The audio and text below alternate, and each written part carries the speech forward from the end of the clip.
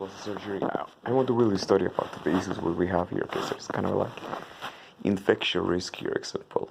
There's all of the occlusion. We wanted to have bigger gouge eyes about the injection here.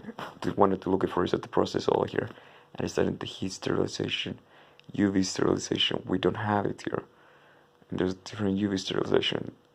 Nothing here really produces UV light at high quantities. Sun is kind of ineffective to properly UV sterilize our needles and our products properly here. Then like gamma ray, that is kind of like, well, of course not here. I don't know how the healing gas is sterilized. There's many aspects here. We try to avoid the heat sterilization because it's kind of a concept here. The negative effect of the heat degradation here, and we don't know that thing here. What we know, however, is that all the things what we was trying to make a heat are kind of like not really working properly. That's the interesting aspect here, guys. The risk of contamination and the risk of the infection of some pathogens. So every time we need to right now do a couple of new things what we do change here. One of the things is kind of like if you drop the needle in a contaminated surface here, it needs to be constantly sterilized and not just putting in alcohol and use heat sterilization, but it needs to be minimum 10 minutes on a very hot steam here. I don't use it for autoclave here. In this case, this tool is kind of like a steam kind of sterilization here, and the heat is very high in there, so it's probably kill most of the pathogens. It doesn't necessarily kill all of the pathogens over here, but this is about the most here. And the risk is of course here, guys, like those syringe and those microcannulas, guys, there's a lot of touching here from hands. Some there can maybe go the cannula, and if in that case we will be once again throw it away, not cannula away, but it will go to sterilization process again here.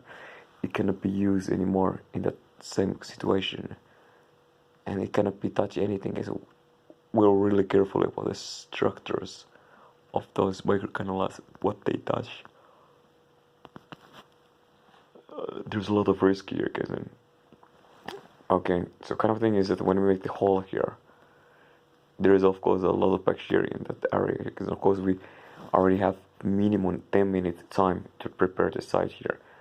A lot of here, guys, and we don't use like a kind of only prep bad people, but we will be putting high quantity of the alcohol on this thing.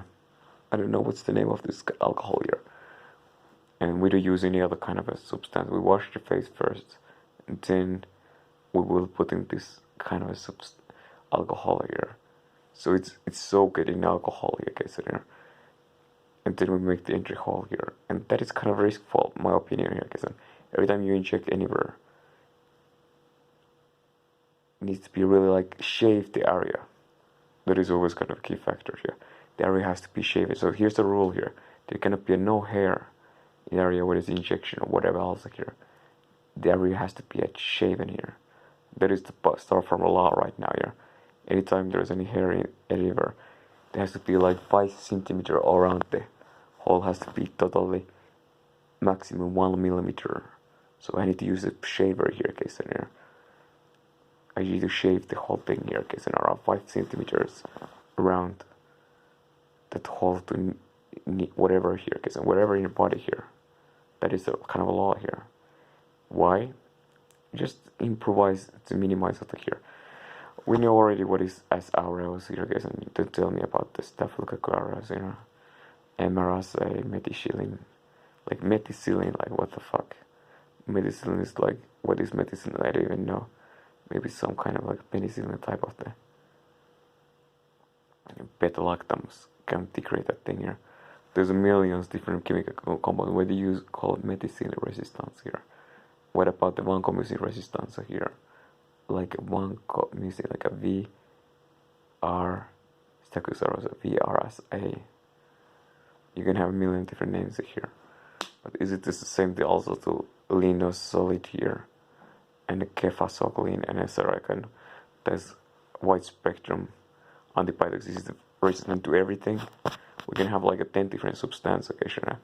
Not only the linezolid, but very expensive at the most newest here and highest efficiency rate of here case. And like can't the Staphylococcus to able to be resistant all of those substances here? Well, I don't know here.